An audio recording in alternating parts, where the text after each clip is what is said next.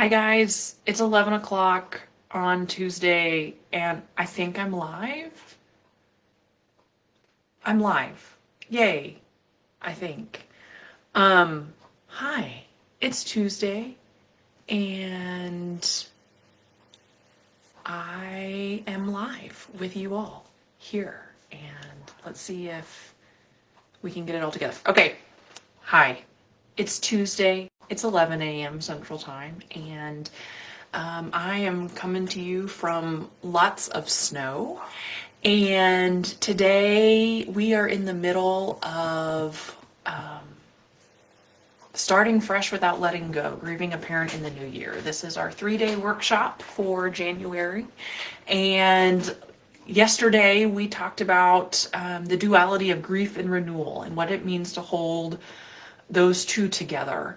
And today we are going to talk about sort of the stories we carry and honoring our parents' legacy. And so I'm going to give us all a little bit of a minute to get it together, and I'm hoping that Facebook will get it together and I can see you all, but that doesn't seem to be happening. So, okay, we're just going to get started, and it's going to be fun and it's going to be great. Okay, so like I said, yesterday we talked about the duality between grief and renewal, what it means to hold on to memories and hold on to all that your parent was and how they formed you and shaped you and made you, and also what it means to sort of turn towards the new year.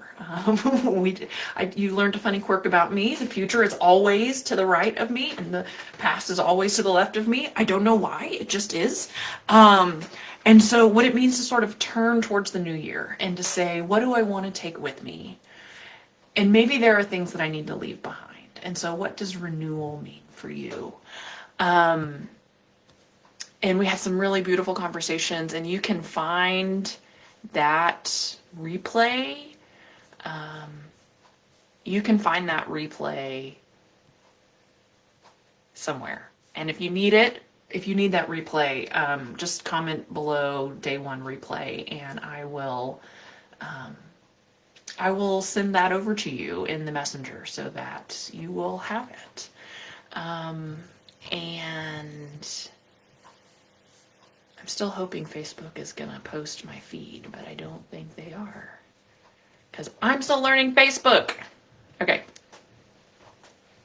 So the objective today is in some ways simple and yet also hard and profound. So it's to help all of us understand the role of our parents' legacy in shaping the grief that you're experiencing, but also in setting the foundation for what new beginnings will look like. In fact, I was talking to a potential client the other day, and she was commenting to me that that her grief was unique. And I said, yes, your grief is unique. And then I went a little bit further and I said, not only is your grief unique to you, each grief you have is unique. So if one parent has died, both parents have died, the grief for one parent is different than grief for the other parent. If grieving your grandparents is going to be different than grieving your parents, versus, just each thing. And some of what goes into the different griefs is the nature of the death, what the relationship was like, how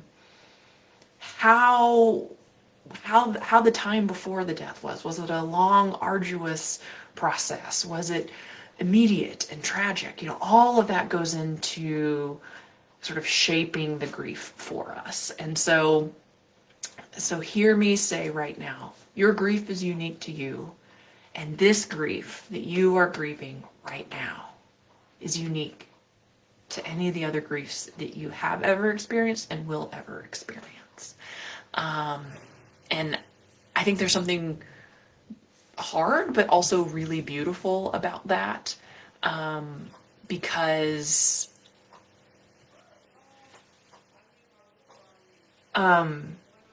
Sorry, my kids have just come in from playing outside in the snow because they don't have school today again.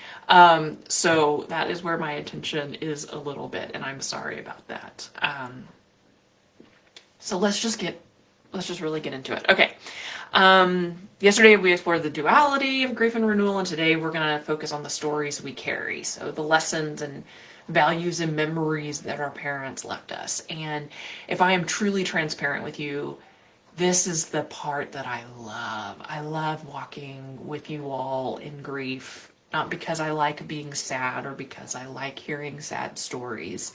It's because of this right here, how you were shaped and formed by this parent that you had and that you didn't get to choose and that didn't choose you, and how you all walked through life together, and what that means and all the complexities of that. And so if you were to sum up your parents' legacy in one word, what would it be?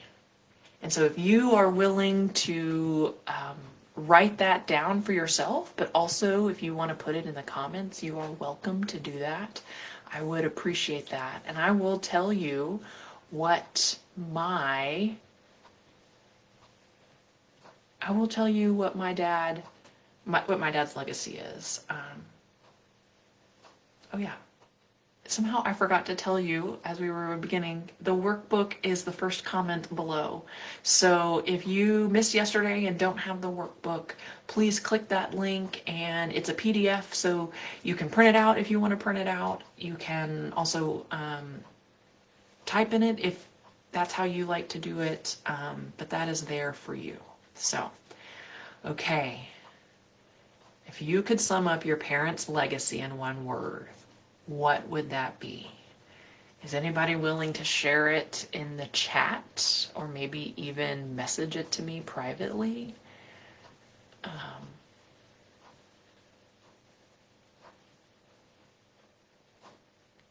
Anybody willing to share it in the chat? Let's see. Can I? Oh, there's one viewer. It's me. That's funny. Okay. I don't know that any of you all are on with me right this moment. That's okay. You can catch it later. I know some of you had things to do today. And so I really want to share with you the sermon at my dad's funeral was given by a pastor who had known my dad for 6 weeks. I mean, just a super short amount of time. And somehow he managed to just understand my dad in one word. And that one word is why. If you saw yesterday, you will know that my dad was a scientist and had a PhD in biochemistry, of all things. Don't even ask me to explain that. I don't even know what it is. And his favorite question about life was why? Why do things work this way? Why is this happening? And it fueled his curiosity about the world. It fueled his interests and his studies and his reading. It also fueled his love for his wife and for us girls. It was, why are things this way, and can we make it better? And so it was so powerful to me that this pastor who knew my dad for such a short amount of time could fundamentally understand who my dad was in one word. And so if you are willing to share that, then please do so. Okay, so we're gonna step forward to legacy. What is legacy? I've thought a lot about legacy in my life, and some of it is I've walked with many who have navigated terminal illnesses and have navigated death and have navigated grief. And so what is legacy? I've given many a funeral sermon, and in some ways legacy are those big accomplishments that we do in life, where we graduated high school, where we graduated college, what organizations we were a part of, where we spent decades of our life. And that is true. Yet it's also about the super small things. Like the way that your parent made you feel, or their favorite sayings. Like, if you're like me, suddenly you hear not yourself saying those words, but you hear your parent saying those words through your mouth. And you're like, where did that come from? And some of those are favorite sayings, and some of those are not quite so charming moments, and yet they still come out of our mouths. And also the little rituals they taught you. This sounds so silly, but when my dad made waffles, he always added cinnamon. And I happened to marry someone who doesn't like cinnamon. Doesn't like cinnamon. And it was such a small thing. Yet to be able to sort of say this was something that he really liked to do. And that doesn't mean I have to take that into my own family. So again, that was something really super small. And yet every time I actively choose to put vanilla in my waffle batter instead of cinnamon, I think about him, and I think about those Saturday mornings where he had the waffle iron at the kitchen table and we were just sort of making waffles and all of that. So think about those little things.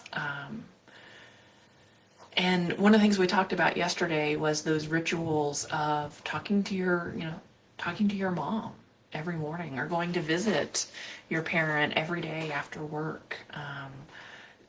Not just the sort of things of childhood, but also the things of the rituals of living, and how those change after someone's death.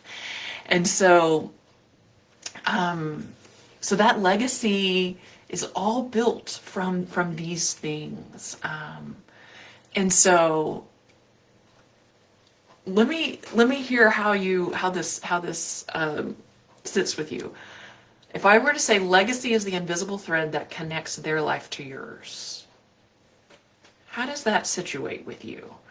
I don't know. Because I actually would probably say love is the invisible thread that connects their life to yours. Sort of hearkening back to that really sweet kids book, The Invisible String. But I do think there's an element of legacy.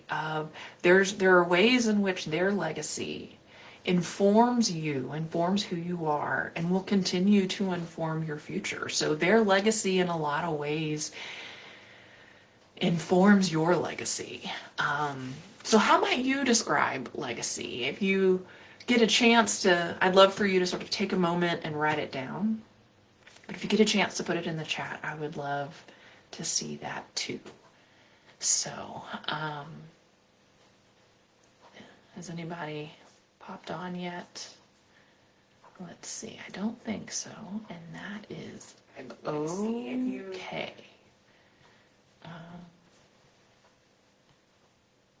Yeah, that is okay. Okay, so why does legacy matter? And why do legacy work when we are trying to talk about moving from one year to the next? Like as a former English professor used to tell me, what's the so what? Why are we doing this? So recognizing your parents' legacy, I think naming it, like thinking about it, naming it, and sharing it out helps you remember them, and helps you remember the good times and the silly times and the formational times, and can inform you as you look to what's going to be different without them. And so what parts of their legacy resonate most with you today?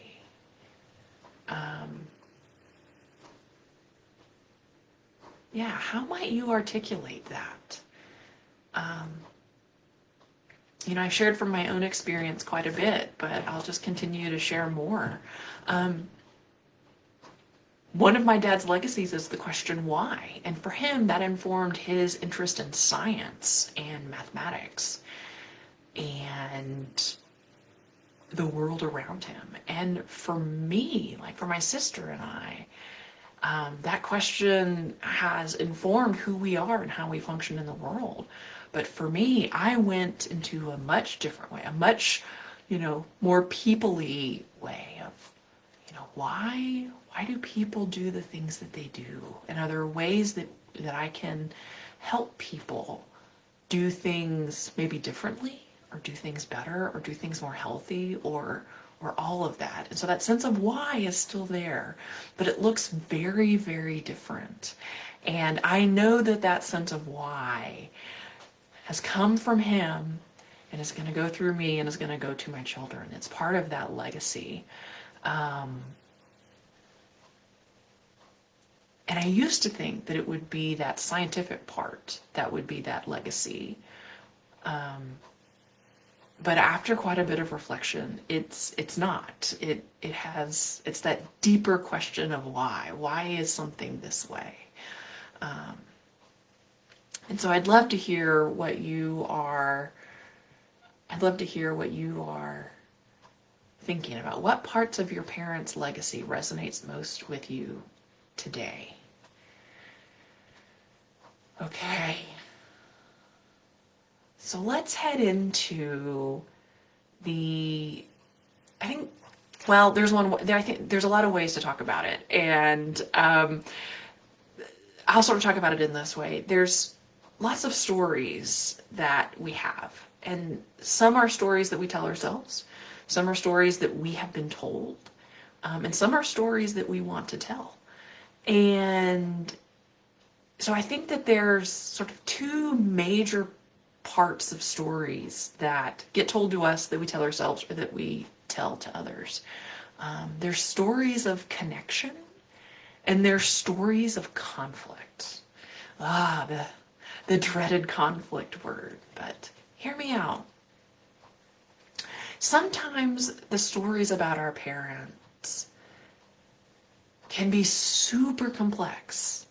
Anyone who has lived with you, anyone who has born you, helped raise you, it's gonna be a complex, multifaceted relationship. And there are gonna be moments in that relationship that weren't perfect. We're human, we're not perfect. And so there are moments of conflict. And it's okay to hold space for all those parts of the stories. And I think this is one of those moments where you might want to reach out to a professional to talk through some of those things. But I am one who fundamentally believes that conflict is part of what shapes us. It's not the only thing that shapes us, but it's part of what shapes us. And so to ignore those moments of conflict or those moments of tension is to ignore large parts of how we were formed and how we're forming the world around us. So again, we're sort of holding space for these stories of conflict. And maybe a different word is better. Maybe you want to choose a different word, but conflict and connection had a really lovely duality to it, and who doesn't love a good alliteration? So now let's move on to stories of connection. So what stories are coming up for you that you tell most often about your parents? Are they stories of joy? Are they stories of struggle? Maybe they're stories of resilience, or perhaps even humor. The stories that you tell yourself about your parents, the stories that you tell others about your parents' legacy, they are the ones that are gonna shape how you carry that memory forward. And so yeah, sometimes it can be really helpful to bring to mind those stories and to really think through, oh, I tell that story a lot. I wonder what that's telling me. So stories of connection, stories of conflict, and holding space for all the stories in between. So to really kind of go, how is this shaping my grief? How does this shape how I want to move forward? How are my parents' legacies, those stories, really shaping? How have they shaped me, and how will they continue to shape me?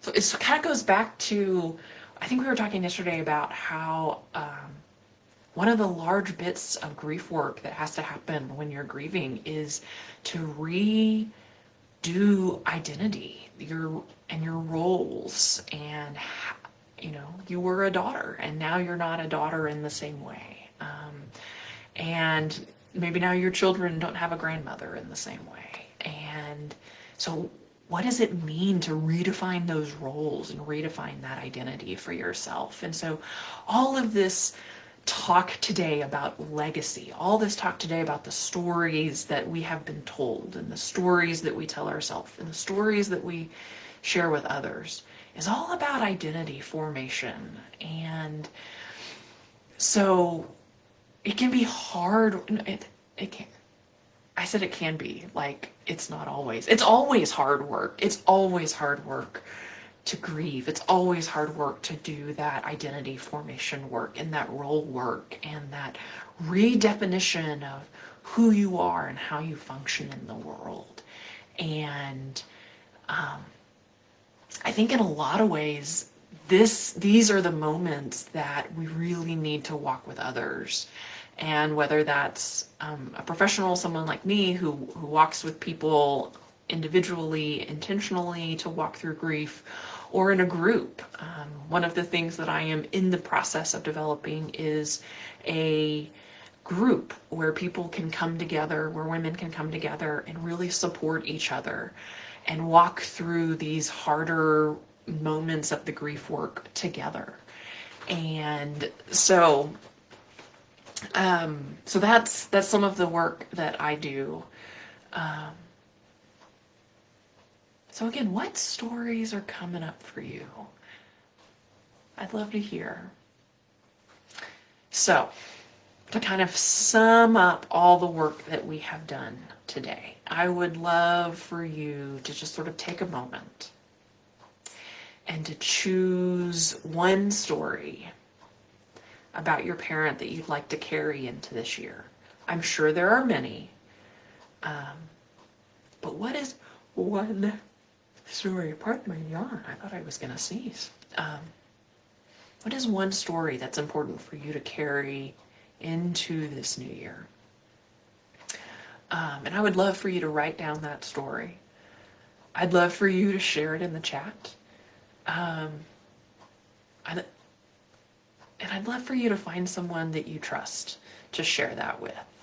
So to kind of do it in 3 ways. Write it, handwrite it, type it out if you can, and then find someone that you trust to tell that story to. And in full transparency, it doesn't have to be some sort of deep, meaningful story. It can be a sweet moment that you just want to carry with you, that you want to have top of mind as you walk into the new year. So, like I said, I have really been thinking about my dad's sort of fundamental question of why and that legacy. And I think I'm going to try to keep that top of mind in the new year and kind of think through how that has shaped me and how that continues to shape me and how that shapes even my children now. So, okay, we have a little bit of time. If there's anyone who has hopped on and who wants to ask any questions. I've got some time for questions. And if you are watching this at a later time and you want to type out a question for me, I will come back and answer it for you. So don't hesitate to ask me any questions. And so today was day 2. Yesterday was day 1, where we talked about the duality of grief and renewal. Today it was day 2, and we talked about the sort of how our parents' stories of legacy, how those legacies shape us and continue to shape us. And we chose one story of many, of countless, that we really want to hold with us and carry with us into this new year. And I asked you to write it down, to type it out in the chat if you're willing, and then to find someone you trust and to tell it to someone that you trust. Okay, so we have one more day of this 3-day workshop, and it is going to be tomorrow at 11 a.m. Central Time. Same location. It's going to be in the Facebook group, Women Navigating Loss of a Parent. And so what are we going to talk about tomorrow? Tomorrow we're going to focus on creating space for grief and joy in the new year. And it's a powerful way to be able to embrace the duality of grief, really the complexity of grief, of, yes, there is joy. Yes, there are happy things. Yes, there are things to look forward to.